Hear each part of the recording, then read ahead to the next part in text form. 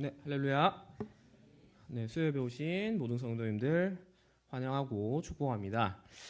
4월은 이제 5주가 간에 그 수요일 기준으로 5주가 이제 있기 때문에 제가 5주 만에 이렇게 설교 자리에 올라오게 되었는데요. 또 모처럼 올라오니까 조금 낯설기도 한데 이러한 낯설음이 어색함이 아니라 더 반가움으로써 여러분들에게 다가올 수 있기를 소망합니다.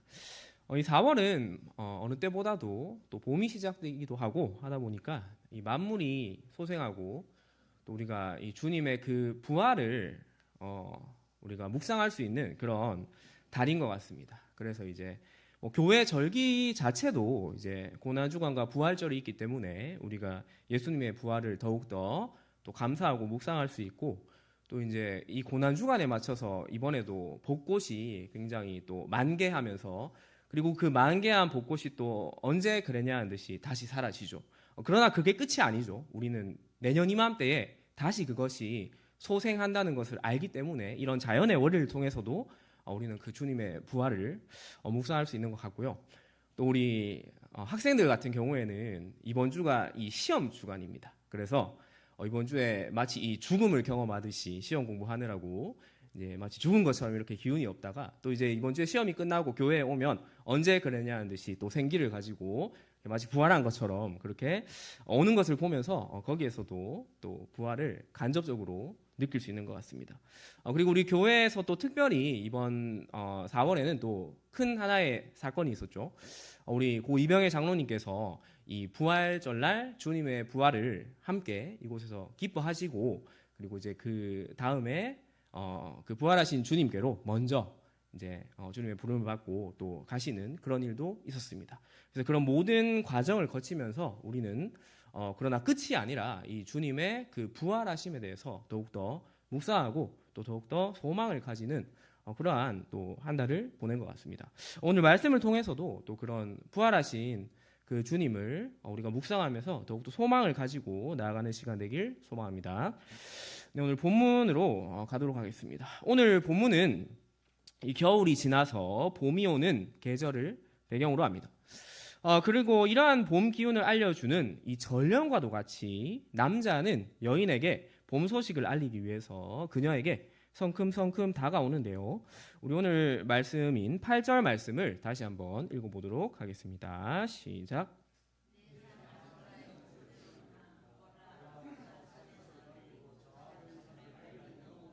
아멘. 네, 남자는 이 산에서 달리고 작은 산을 빨리 넘어온다라는 모습으로 묘사되고 있습니다.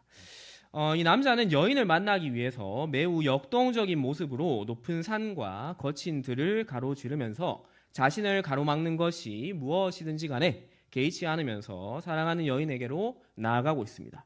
특히 이 아가를 지은 솔로몬은 이스라엘의 왕이었기 때문에 차분하고 위험 있게 가마를 탄다든지 아니면 마차를 타고 올 수도 있습니다. 혹은 여인을 자신에게 오도록 명령할 수도 있었을 테죠. 그러나 솔로몬은 그 여인에게 다가가는 순간만큼은 그러한 건의와 위엄을 갖춘 왕이 아니라 그저 한 여인을 열정적으로 사랑하는 이 순정파 남성과 같은 모습으로 나아가고 있는 것을 보게 됩니다. 여인을 만나기 위해서 거침없이 나아왔던 이 남자라고 할지라도 그가 그의 발걸음을 주춤하게 만드는 한 그 장벽을 만나게 되는데요. 우리 9절 말씀 같이 읽어보겠습니다. 시작.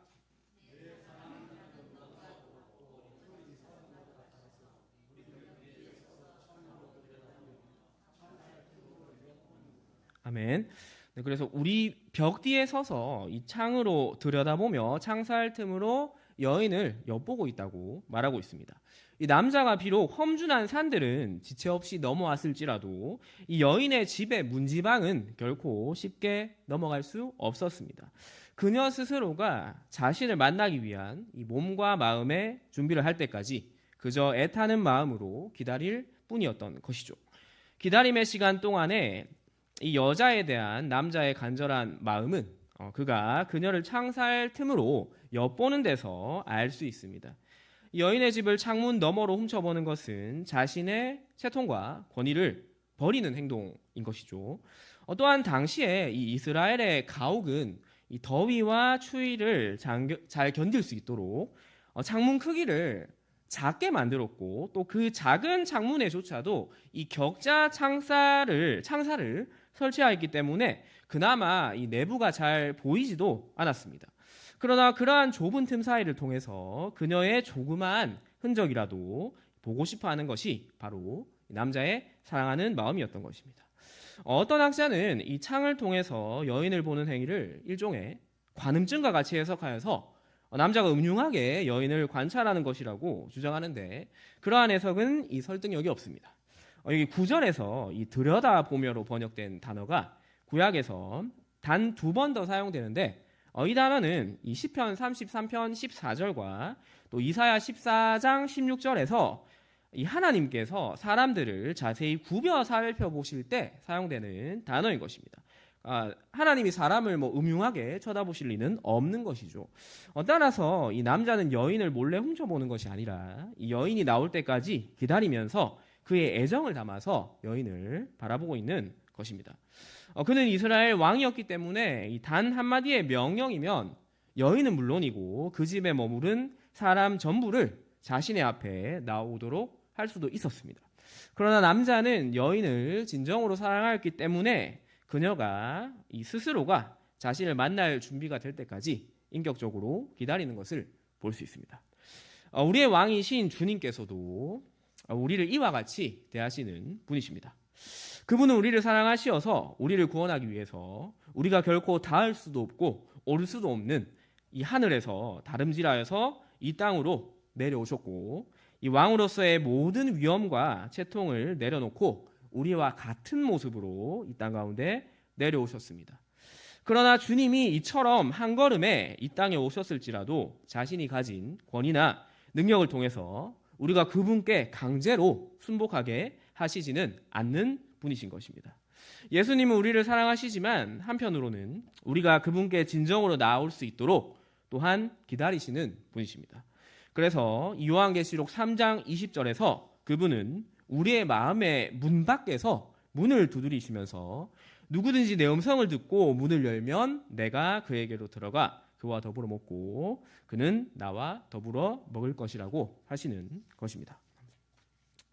남자는 그렇게 창살 틈으로 여인을 살폈고 이제 여인도 자신을 만날 준비가 된 것처럼 보였습니다. 따라서 이제 남자는 이 사랑의 세레나데를 부르면서 자신의 마음을 표현하면서 이 사랑하는 이가 자신에게 나오기를 바라고 있습니다. 남자가 부르는 노래를 우리 같이 들어보도록 하겠습니다. 10장 말씀을 같이 읽어보겠습니다. 시작.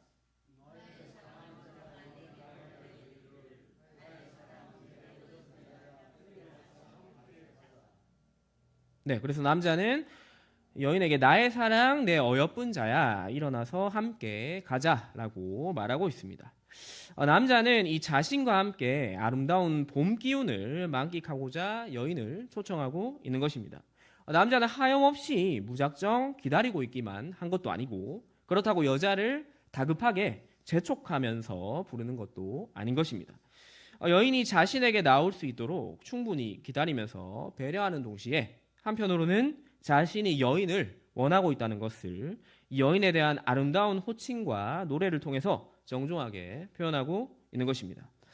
남자가 여인을 밖으로 초대하면서 자신을 따라 나서라고 말하는 이유가 이 11절 이하에서 나오는데요. 바깥에 이 봄 향기가 짙게 피어오르고 있으니 그 아름다움을 같이 만끽하자는 것입니다.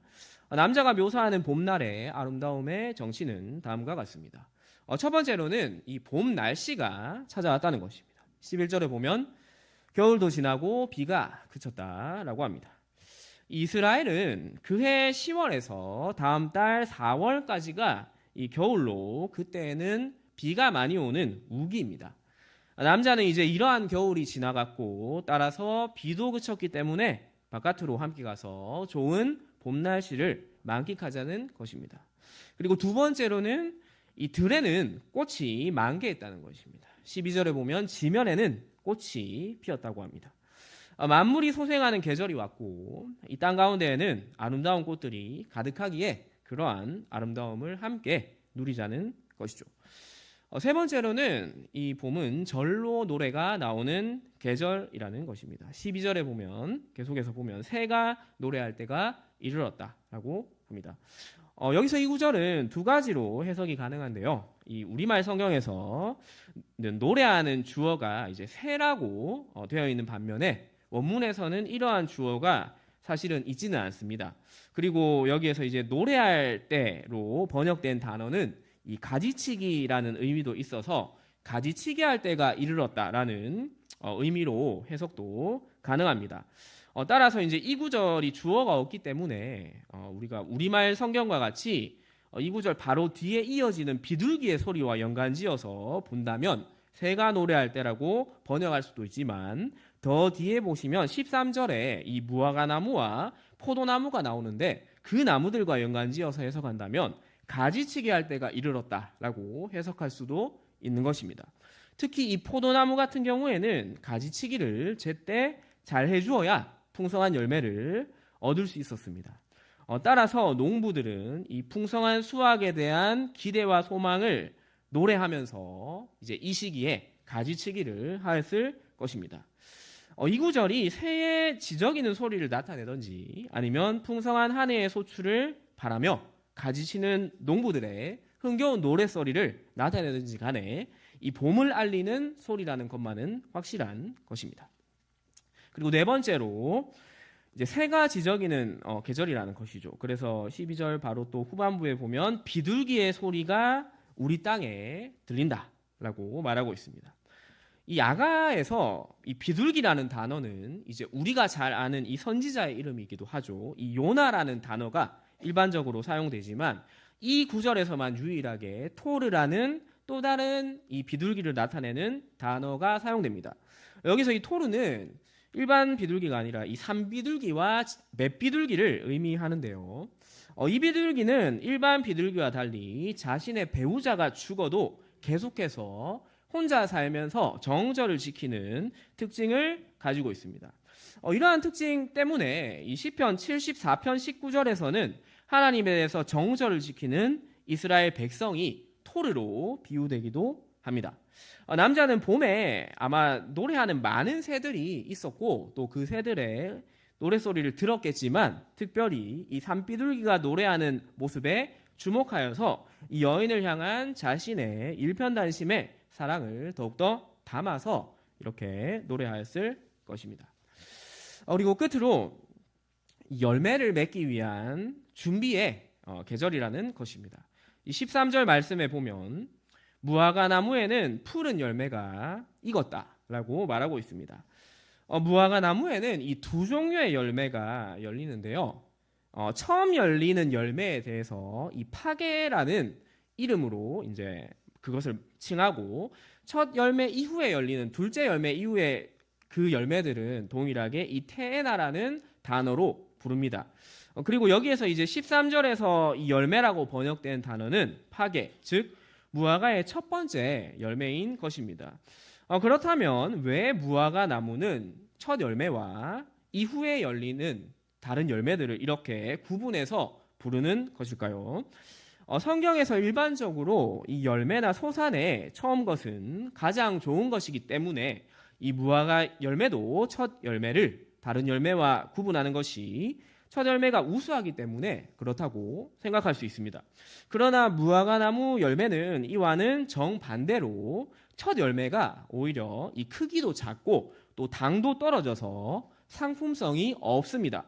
그로 인해서 이 오죽하면 주인들은 그것을 따지 않고 이 나그네와 가난한 자가 먹을 수 있도록 방치를 해둡니다. 그렇게 하면 이제 율법도 지킬 수 있고 또 인건비도 줄일 수 있는 거죠. 반면에 이 첫 열매 이후에 맺히는 이 테에나라는 열매는 크기도 훨씬 크고 당도가 높아서 맛도 훨씬 좋았습니다. 따라서 무화과 나무의 첫 열매인 이 파게는 본격적인 열매들이 맺히기 위한 준비 단계와 같은 것이라고 할 수 있습니다. 그러나 무화과 첫 열매만이 가지고 있는 이 고유의 아름다움과 가치도 있는데요. 이스라엘에서는 긴 겨울이 지나고 나서 이 가장 먼저 열리는 과일 열매가 바로 무화과의 첫 열매였다는 사실입니다. 따라서 이 그 열매가 비록 작고 맛이 떨어진다고 할지라도 이 옛날에는 겨울철 같은 경우에는 과일 맛을 볼 수 없었기 때문에 이제 그러한 긴 추운 시기를 지나고 나서 이 가난하고 굶주린 자들에게는 이 봄이 다가왔을 때 비록 그 맛과 가치가 떨어지더라도 그 무화과 나무 첫 열매는 너무나 간절히 기다리고 또 원하는 그러한 것이었던 것입니다.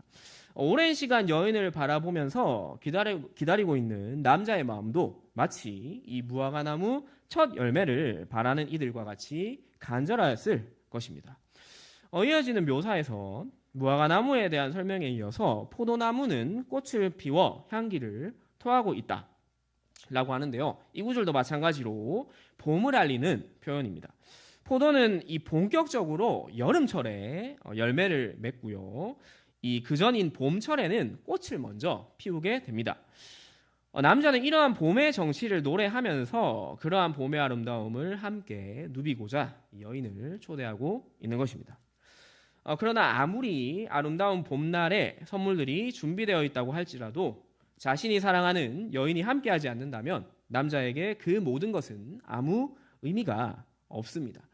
따라서 남자는 이 노래를 듣고 있는 여인이 얼른 나와서 자신과 함께 해주기를 바라고 있습니다.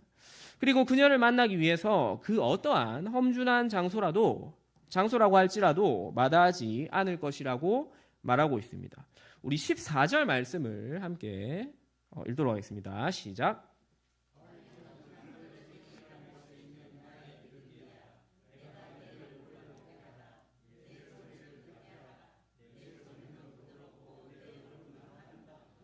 아멘. 네, 이곳에서 남자는 여인을 이 바위 틈 낭떠러지 은밀한 곳에 있는 나의 비둘기야라고 말하고 있습니다. 이 낭떠러지로 번역된 단어는 이제 고대 사람들에게 신의 계단이라고 불리기도 하였는데요. 그 이유는 그곳이 워낙 험준하여서 이 신이라고 할지라도 계단을 통해서만 그곳에 갈 수 있다고 생각했기 때문입니다. 이와 같은 장소에 여인이 있다면 남자가 스스로의 노력으로는 결코 여인을 만나러 갈 수 없지만 그럼에도 불구하고 남자는 여인을 만나는 것을 결코 포기하지 않고 여자가 자신의 소리를 듣고 자신을 만나러 와주기를 염원하고 있습니다. 특히 앞에 이 13절까지는 이 꽃과 나무가 가득하고 그에 따라서 이 생명의 활력이 가득한 봄의 기운이 감돌았던 반면에 이 14절에 바위 틈 은밀한 곳이라는 장소는 이 생명을 기대할 수 없는 황량한 곳이라고 할 수 있습니다. 예수님도 그 유명한 씨 뿌리는 비유에서 돌밭에 떨어진 씨앗은 싹을 틔워도 곧 말라버린다고 말씀하시기도 하셨던 것이죠. 그러나 남자는 자신이 접근할 수 없는 그리고 생명을 기대하기 힘든 바위 틈이라고 할지라도 자신의 사랑하는 여인이 그곳에 있다고 한다면 이 아름다운 봄날의 들판을 포기하고 그것으로 향할 것이고 또한 소리칠 것입니다. 남자의 음성을 들은 여인도 지금 당장 남자를 만나러 가고 싶습니다. 그러나 그들의 사랑을 방해하는 또 다른 요소를 만나게 됩니다. 우리 15절 말씀을 같이 한번 읽어보겠습니다. 시작.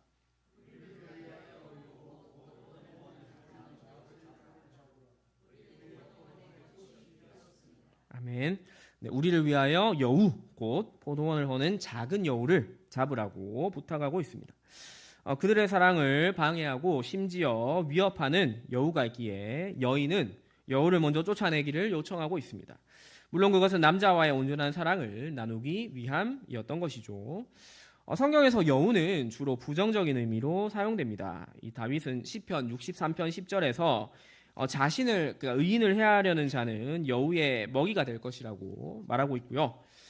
또 느헤미야가 성벽을 재건할 때 이 하나님의 안식처를 재건하려고 할 때 그의 대적자 암몬 사람 도비아는 여우가 올라가도 느헤미야가 쌓은 성벽이 무너질 것이라고 폄하하기도 하였고 또 예수님도 이 자신을 대적한 헤롯을 여우와 같은 자라고 병하기도 하였습니다. 아가의 본문에서도 여우는 포도원을 헐어서 이 남녀의 사랑을 방해하려는 존재로 등장합니다. 이 구절에서 여우가 하려는 구체적인 행위는 이 포도원을 허는 것인데 성경에서 포도는 이 안식을 의미합니다. 그래서 이 노아 홍수 이후에 노아는 하나님과 언약을 맺은 후에 이제 제사를 지내고 포도 농사를 지으면서 이 새 창조와 새 안식을 상징적으로 보여주었고, 또 이 아가를 지금 노래하고 있는 솔로몬 자기 자신도 이스라엘을 통치할 때 열왕기 저자의 평가를 보면 이 각 사람이 자신의 포도나무 아래에 앉아서 살았다고 하면서 이 솔로몬이 부분적으로나마 하나님의 안식을 실현하였음을 보여줍니다. 그리고 구약의 많은 선지자들은 여호와의 날에 하나님이 가져다 주실 안식을 풍성한 포도나무와 포도주의 이미지로 곧잘 묘사하였고, 우리 구주 예수님도 예수님과의 최후의 만찬 자리에서 이 시간 이후에 내가 포도나무에서 난 것을 하나님 나라에서 새 것으로 마시는 날까지 다시 마시지 않겠다라고 말씀하시면서 이후에 있을 하나님의 안식의 그 날에 대해서 말씀하셨습니다. 성경에서 이 여우와 포도가 상징하는 의미를 우리가 알지 못한다면 이 사자나 곰보다 상대적으로 귀여워 보이기까지 하는 여우가 포도원에 입히는 피해는 그저 사소한 질투, 시기 정도로 생각할 수 있습니다. 그러나 성경에서 이 여우와 포도가 상징하는 의미를 이해할 때 이 여우가 포도원을 허는 것은 작은 피해를 입히는 정도가 아니라 남녀의 온전한 사랑과 그로 인해서 누리게 될 진정한 기쁨과 안식을 위협하는 심각한 일이 될 수 있는 것입니다. 그러나 우리는 여우가 이처럼 심각한 위협을 주는 존재임에도 불구하고 여자가 여기서 여우를 작은 여우라고 말하는 것에 주목해야 합니다. 여자가 여우를 이와 같이 하찮고 작은 존재로 여길 수 있는 근거는 어디에 있을까요?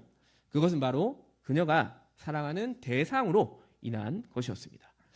그렇습니다. 그녀가 사랑하고 그녀를 사랑하는 이는 바로 이스라엘의 왕인 솔로몬이었던 것이죠. 여우가 아무리 위협적인 존재라고 할지라도 이 솔로몬의 권세와 위엄은 그것을 능가하는 것이었고, 그의 불호령이 떨어지면 이 모든 백성을 동원하여서라도 자신의 나라 안에 있는 모든 여우들을 순식간에 잡아들일 수도 있었을 것입니다.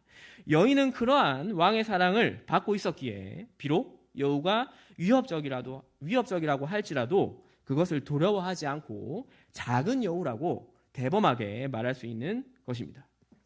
이와 같은 사실은 오늘날 그리스도와 성도 간의 사랑에서도 그대로 적용됩니다. 주님은 우리가 바위 틈 은밀한 곳, 이 사망의 음침한 골짜기와 같은 곳에 있을지라도 우리를 결코 포기하지 않으시고 우리를 구원하시기 위해 찾아오시는 분이십니다. 그리고 우리가 어둠 속에서 빛 가운데로 나아가려고 할 때 주님과 우리의 그 사랑과 연합을 방해하려고 하는 여우와 같은 세력들이 존재합니다. 그러나 그러한 세력들이 아무리 파괴적이고 위협적이라고 할지라도 결코 주님과 우리의 사랑을 가로막을 수 없습니다. 왜냐하면 비록 우리는 여전히 그러한 세력에 압도당하거나 굴복할 수 있는 불완전한 존재라고 할지라도 우리를 사랑하시는 예수 그리스도께서 모든 것들을 다스리시고 통치하시는 왕의 왕, 주의 주이기 때문입니다. 우리는 바울이 로마서 8장 38절에서 39절에서 사망이나 생명이나 천사들이나 권세자들이나 현재일이나 장래일이나 능력이나 높음이나 깊음이나 다른 어떤 피조물이라도 우리를 우리 주 그리스도 예수 안에 있는 하나님의 사랑에서 끊을 수 없으리라고 장엄하게 선포한 그 고백을 기억해야 합니다. 오늘 본문을 통해서 예수 그리스도를 묵상해 보고자 합니다. 이 생명이 살 수 없을 것만 같은 불모의 땅, 바위 틈에서 아가의 주인공은 사랑하는 이의 목소리를 듣습니다. 그리고 약 1000년이라는 시간이 흐른 뒤에 우리는 이 바위 틈에서 또 다른 사랑의 음성을 듣습니다. 그것은 바로 죽으시고 부활하신 예수님의 음성입니다. 예수님 당시에는 사람이 죽으면 땅을 파서 매장하기보다는 이 동굴이나 커다란 바위 틈을 매장지로 사용하였습니다. 우리 주 예수님은 십자가에 달리시고 죽으신 후에 바위 틈에 장사되셨고 그 바위는 돌문으로 굳게 닫히기까지 하였습니다. 즉 예수님이 계신 이 바위 틈은 아가의 주인공이 여인을 만나기 위해서 찾아간 바위 틈 은밀한 곳과 달리 생명을 전혀 기대할 수 없는 무덤이었던 것입니다. 따라서 그곳에서는 어떠한 음성도 기대할 수 없었고 무덤 밖에서 그분의 죽음을 애도하는 여인들의 비탄에 잠긴 곡소리만 저량하게 들려왔을 뿐입니다. 그러나 우리 주님은 무덤의 바위 틈에서 죽음조차도 이기시고 그 자신의 죽음이 확정된 그곳에서 다시 살아나셨고 그분이 사랑하는 울고 있는 그 여인에게 다가갔습니다. 처음에 그 여인은 자신이 그토록 바라던 이 당신이 곁에 왔음에도 정작 그분을 알아보지 못했습니다. 예수님이 죽은 줄로만 알았기 때문에 그것은 당연한 반응이었던 것이죠. 그러나 그분이 자신을 부르는 음성을 듣고서야 그제서야 그가 사랑하는 예수님이라는 것을 깨닫게 됩니다. 복음서에 그분이 내뱉은 그 음성은 그가 사랑하는 여인의 이름이었습니다. 마리아야 이렇게 부르는 순간 예수님을 알아봅니다. 그렇습니다. 우리 주님이 사랑하는 이의 이름을 부른 그 음성이야말로 사망의 장소, 무덤, 바위 틈에서 들려온 은밀한 사랑의 음성이었던 것입니다. 그리고 그로부터 약 1000년이 더 지난 오늘날에도 우리는 여전히 바위 틈에서 들려오는 그 사랑의 음성을 들을 수 있습니다. 앞에서 말씀드렸던 것처럼 이 몇 주 전부터 저는 이 오늘의 설교를 위해서 본문을 묵상하고 있었는데 이제 이 기간 중에 저뿐만 아니라 우리 모두가 겪은 한 가지 큰 일이 있었으니 그것은 우리 민들레 교회의 모든 성도님들을 슬픔에 잠기게 했던 고 이병의 장로님의 별세와 소천의 소식이었습니다. 갑작스러운 이 땅에서의 작별로 인해서 우리 모두는 큰 슬픔에 잠겼었고 그분의 육신은 바위 틈, 오늘날의 방식으로 무덤에 매장되셨습니다. 그리고 많은 성도님들이 장로님의 이 매장지에 동행하셔서 장로님을 하늘나라로 환송해 드렸습니다. 그러나 우리는 죽음, 부패, 정막, 공허만이 존재한다고 생각했던 그 바위 틈, 무덤에서 절망만 할 것이 아니라 또 다른 생명의 음성을 들을 수 있어야 합니다. 지금 여기의 관점에서 무덤은 삶의 종점이자 비통의 순간입니다.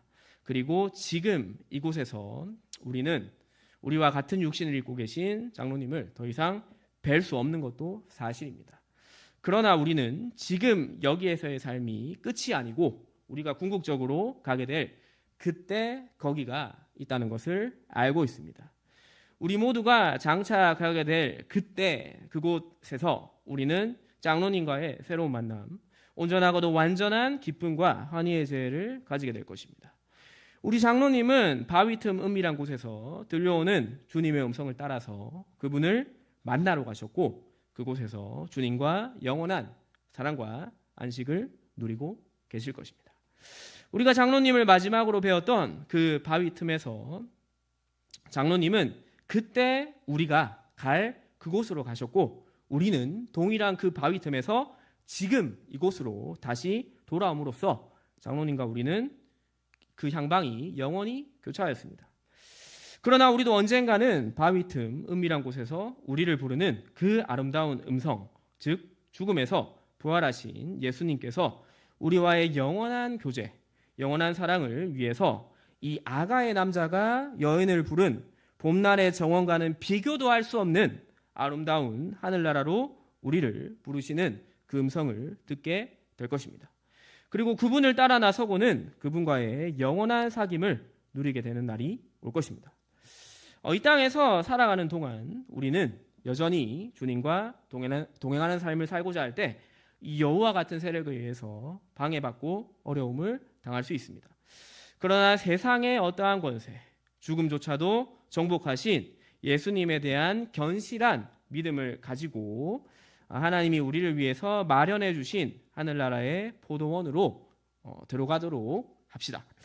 그곳에서 하나님과 그 아들 예수 그리스도와 그리고 우리의 믿음의 선진들 그리고 장로님과 함께 영원한 안식을 누릴 날을 꿈꾸며 오늘의 설교를 마무리하도록 하겠습니다.